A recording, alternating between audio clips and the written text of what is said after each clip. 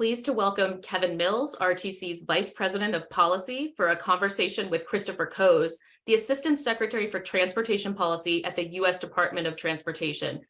They're going to share with us insights to the once-in-a-generation investment being made in trails and active transportation, in particular as a result of the bipartisan infrastructure law and the fiscal year 2023 federal budget bill. Kevin and Christopher, welcome.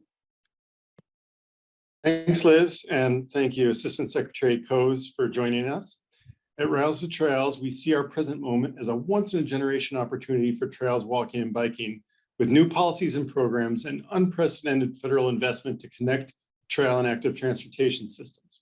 Assistant Secretary Coes, you joined the administration at a really interesting time as Congress worked through 2021 to pass an infrastructure bill, and then other relevant programs were passed in 22, especially the Neighborhood Access and Equity program within the Inflation Reduction Act.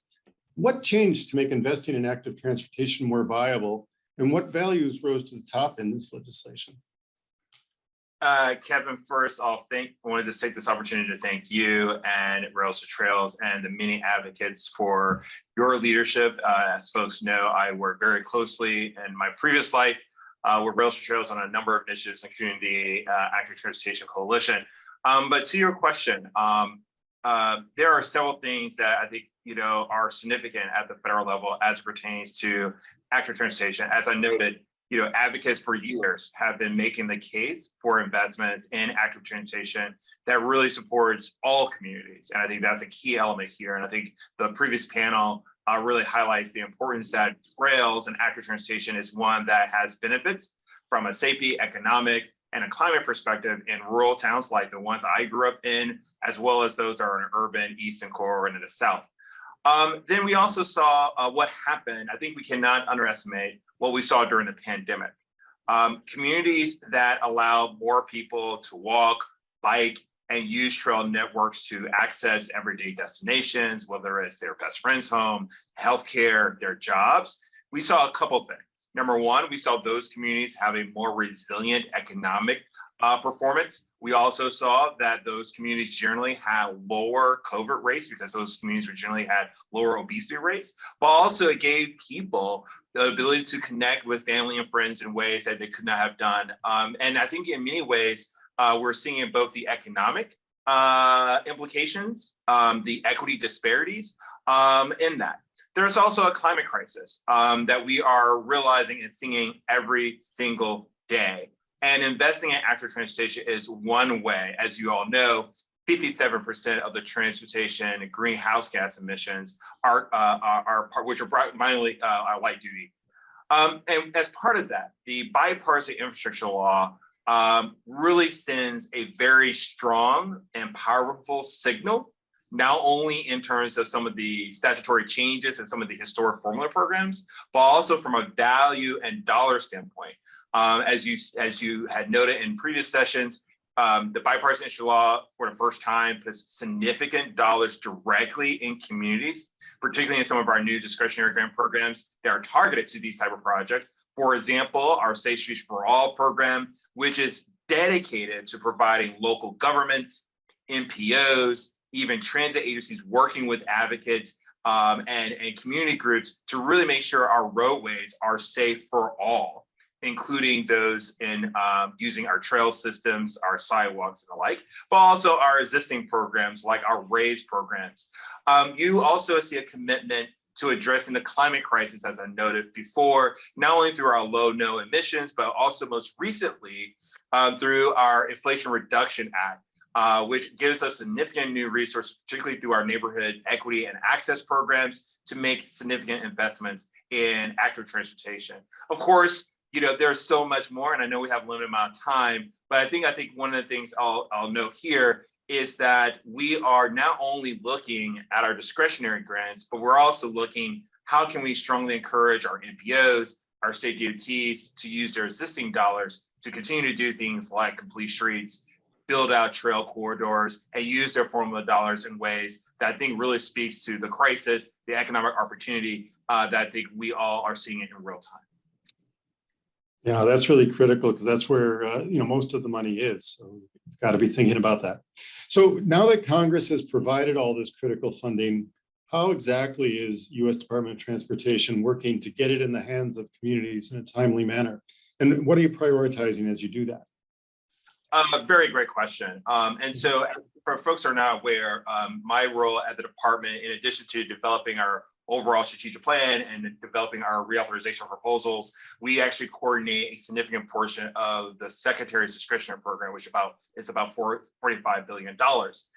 One of the things we took and is approached at a number of ROAs, like Federal Transit Administration, we heard loudly particularly from disadvantaged communities, from local mayors and advocates, that with this plethora of grants, that there's, as you can imagine, there's an overwhelming nature of them, and the cost of applying was high. And so one of the things we did immediately was think about ways we can streamline our various applications. And so one of the ways we did that for some of our largest programs, we created what was called a multimodal project discretionary grant, which combined our mega, our infra, and rural into one NOFO. And we got huge response from applicants around that.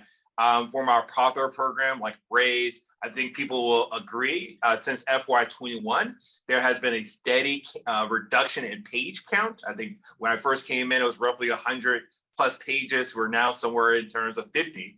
And that is consistent to a lot of the applications that the department is doing. So in addition to taking those steps and reducing the overall barrier, one of the things I also think is important for folks to know is that this is the first time that the Department of Transportation had the opportunity to develop a strategic priority and policy framework while also developing its surface reauthorization. And so what does that mean?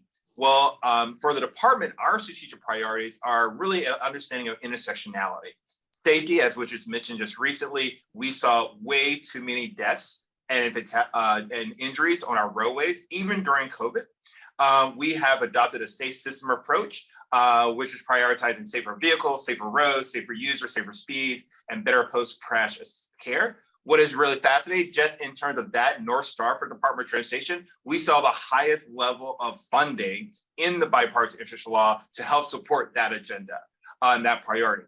Our next policy priority is around climate mitigation and reducing transportation-related disparities and advancing equity. There are a number of programs and policy changes in the bipartisan infrastructure law.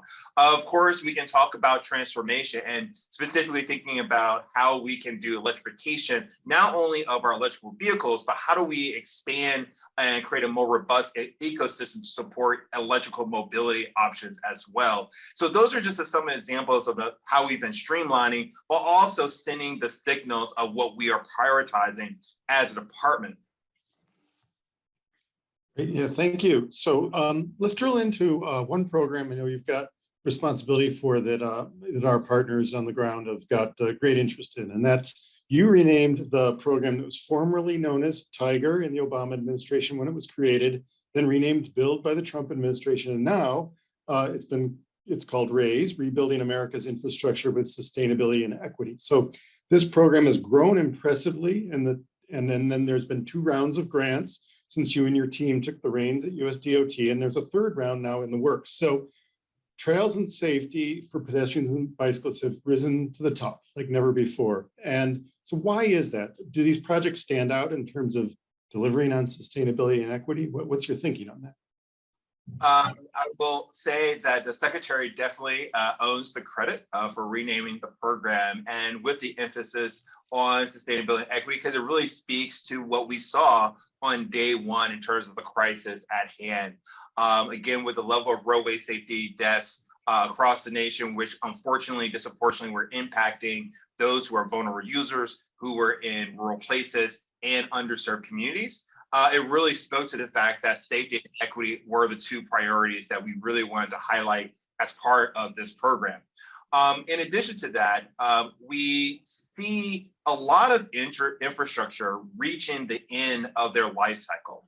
And what we're beginning to see at scale is this rethinking of repurposing, whether it's rail lines, whether it's existing highways or other transportation infrastructure, to really improve access, but also leverage it in a way that improves the quality of life, the economic performance, which, interesting, as it was noted earlier, when you do those things, particularly when you're centering an individual, whether it's allowing to walk, allow them to bike, allow them to roll, it also meets our climate goals as well. So as you pointed out, yes, RAISE really stands out as one of our premier programs focused on sustainability. And I would just say that, trails and active transportation infrastructure, both from a benefit cost, both from what we're seeing across the country, is one that does very well.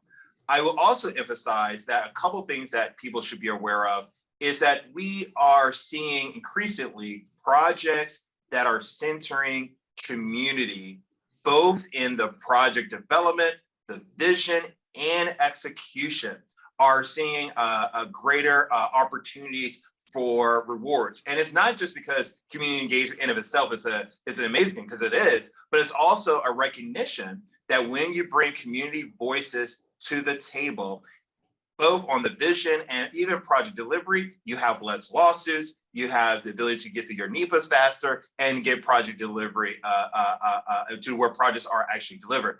And I say that to say because we are literally looking at projects like in Detroit, where we just funded both a RAISE and an infra grant to remove a highway that predominantly segregated a Black community in downtown. We'll create a new shared use corridor to encourage greater biking and walking. Also in places as rural as Ripley, Mississippi, which is going to fund the Tanglefoot Trail expansion, which will add about 20 miles to trail networks.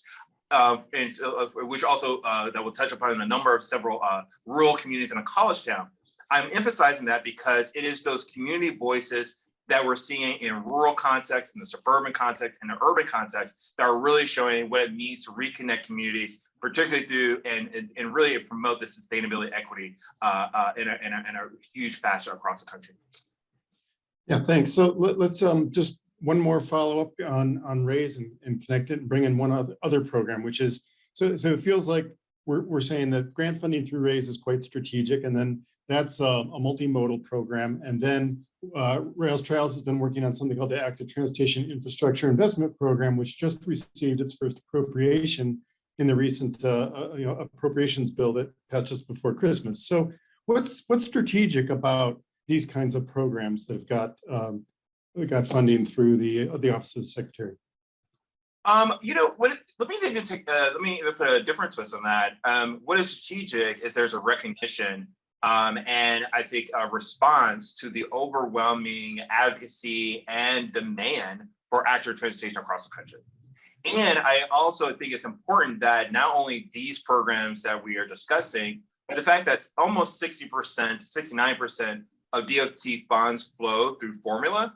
And even in those programs, like the Transportation Alternatives Program within the Transportation Block Grant, there has been major improvements to encourage state DOTs and NPOs to prioritize active transportation, investments in complete streets, and the like. So in addition to those improvements in those programs, these two programs like RAISE and the new Active Transportation Infrastructure Investment Program really speaks to the fact that across the country, we have to retrofit our communities so individuals can have the choice of how they move around to get to everyday destinations, and active transportation is a key part of that. And more importantly, we are finding that when you look at the bang for the buck, these are not, in many cases, there are $100 million. In some communities, there are simply as $5 or $10 million projects or even smaller interventions that can really deliver significant economic benefits, equity benefits, and climate benefits.